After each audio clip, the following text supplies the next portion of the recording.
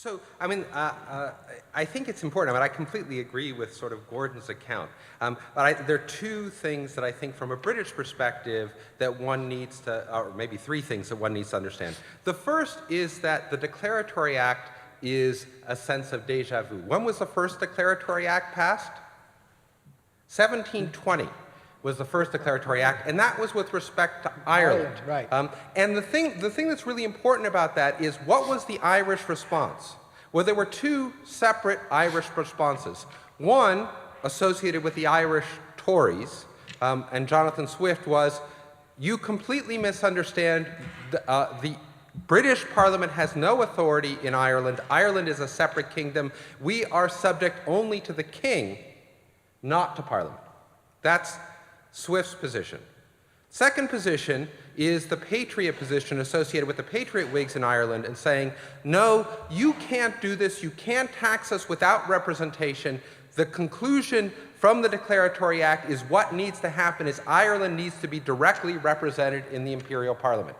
That's where the debate is, and eventually what ends up happening is Walpole, for various complicated reasons, cuts an economic deal and essentially buys off the Patriots in Ireland, and the Declaratory Act stands. But the important thing is, that was very much alive in the memory of the North Americans, because you see in so many of these newspapers, like the Virginia Gazette, for example, over and over again, these references to, they're going to make us just like Ireland.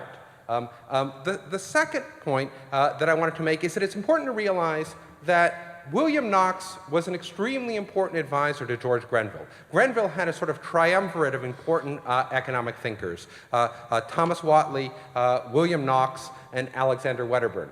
The important thing to know about Knox is he's a Georgian. He's from Georgia, made his wealth, I mean, he's originally from Ireland, but he makes his wealth in Georgia.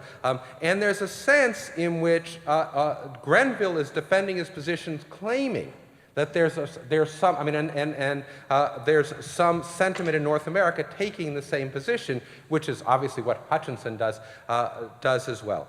The third point is that there remains a radical critique within Britain of this position. So it's important to realize the Declaratory Act is an act enunciated by the Rockinghamite Whigs, a faction of the Whig Party, appealing to the Tory opponents, right? Because you're saying that we have the constitutional right to do this. We agree with the Tories that we have the constitutional right to do this. We disagree with the Tories that it's good economics.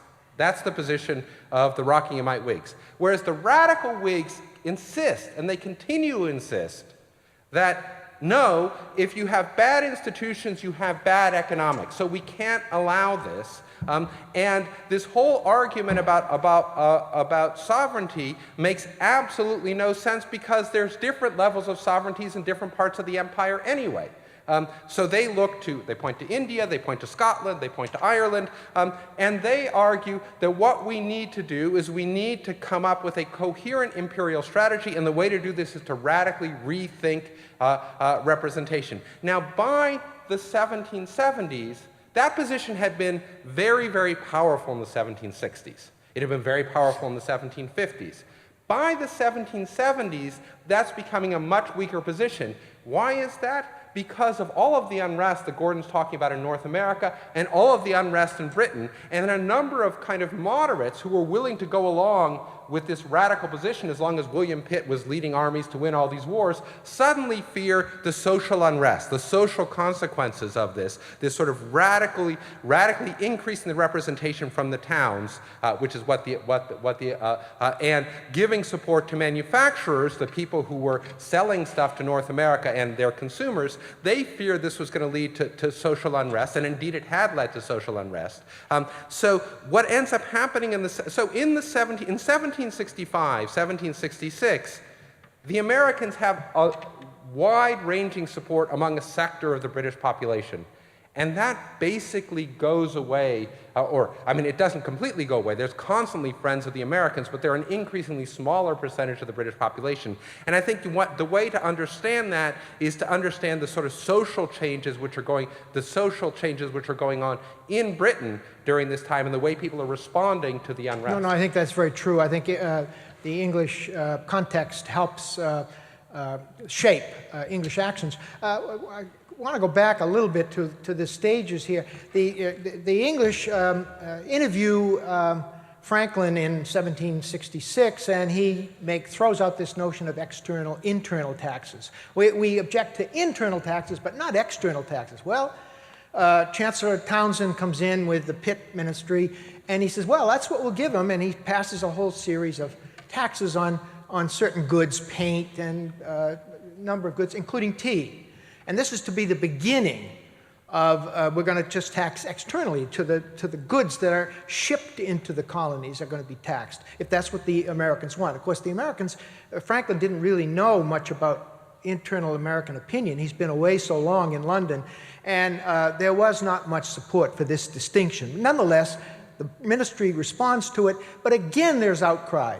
There's protests, non-importation agreements, and the British Parliament takes away all these taxes, except for one.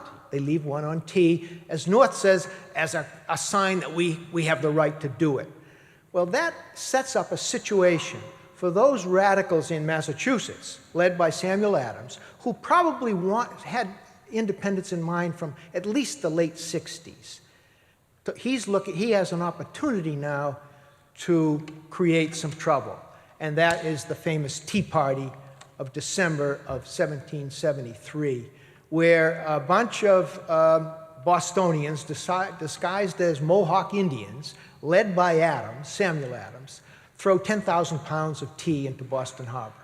Now, I mean pounds in value, which would be in millions, several $1 million today.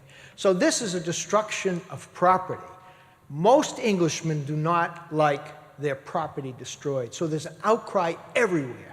And Franklin is really embarrassed by this. He's willing to pay, he's a very wealthy man, out of his own pocket the cost of the tea because he's so embarrassed. The Virginians are absolutely appalled by the actions of these wild Presbyterians in Massachusetts. And I know there are a lot out here, Puritans, which is they assume Presbyterians, Congregational, are all this Puritans up in New England, and they're the ones who've caused all this trouble. So it's a really hairy, scary moment, I think, in 1773, in the aftermath of this Tea Party. And you have to understand that the Virginians are looking at this and saying, what are these crazy Massachusetts people doing? And Virginia is, by every measure, the leading colony. It's the richest, most populous, it's the biggest territory. It not only owns what is now West Virginia and Kentucky, but all the whole Midwest. And these Virginia planters are not at all happy with this destruction of property.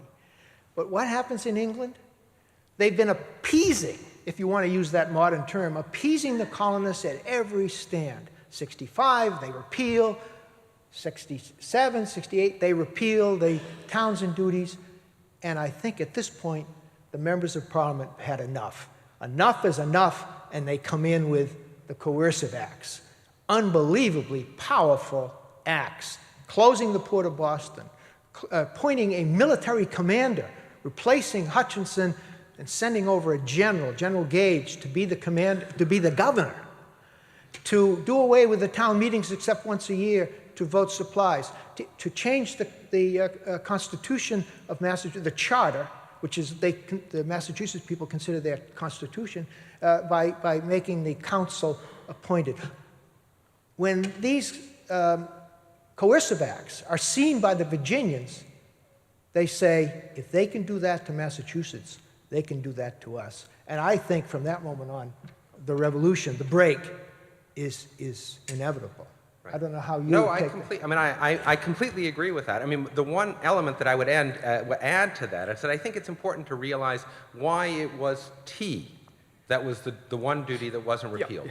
Yeah. And the point here is why don't they repeal tea? It's because, remember the East India Company, the English East India Company, which was giving 400,000 pounds a year to the British government? Well, after Robert Clive, who's the de facto director of the East India Company, takes over and gets the right to tax Bengal in 1765, he decides that the only way you're going to collect these taxes efficiently is with a big military in Bengal. So he spends huge amounts of money militarizing Bengal, and in fact most of the east coast of India. He builds up this extremely large army, and the East India Company builds up its own navy during this period. This costs a lot of money. In the later 1760s, the British East India Company is in fact not able to pay up on its promise of £400,000 a year to the British government, because he's been spending so much money militarizing, and the disruption to trade meant that there's been much less coming back. So they need to be able to sell tea. So the idea is you sell the tea to the North Americans, and you get a tax from that, sell directly from India to North America, and you get a tax from that. That will buoy up the finances of the British East India Company, because they're finally able to sell all of this tea, which is just sitting there in warehouses in London. Isn't it true, though, that the tea is going to be sold at a lower price? That's right. Even with the tax? No. So the important thing to realize is that at one level, it's a good deal for the Americans. They're getting tea at a lower price. It's a great deal for the British East India Company, because this tea is sitting there rotting in the warehouses of London, because they'd satiated the British market. So they needed to sell it somewhere. And so that what they're able to do from then on is sell directly from India to America. But the Americans are not actually getting a bad deal economically. No, they're not at all. It's cheaper tea. There is some problem, however, because they're Dutch. There are merchants who are involved in smuggling Dutch tea, and they think that this low-priced English tea now is going to actually make their Dutch smuggled tea, put them out of business, in other words. So that's been one element that historians have uncovered, that there were smugglers in Massachusetts who were really upset by this English tea. Before we get to questions, I just wanted to clarify one point when I said that by 1774 they had reached the position that they would, by and large, the leaders, the political nation, reached the conclusion they're tied only to the king. And if you look at the Declaration of Independence, look at it carefully. It's an indictment of George III. You, George III, have done this, a series of the tyrannical acts. They don't mention Parliament. Parliament had passed the Stamp Act. Parliament had passed the Towns and Duties. Parliament was doing a lot of things, and yet Parliament's not mentioned, because they've reached, intellectually, constitutionally, they've reached a position where Parliament doesn't have any authority over them at all. So why mention Parliament? They come close when they say, you, George III, have conspired with others. Yeah. Others. Parliament. So the break is really against George, the king, because of this constitutional position they had reached.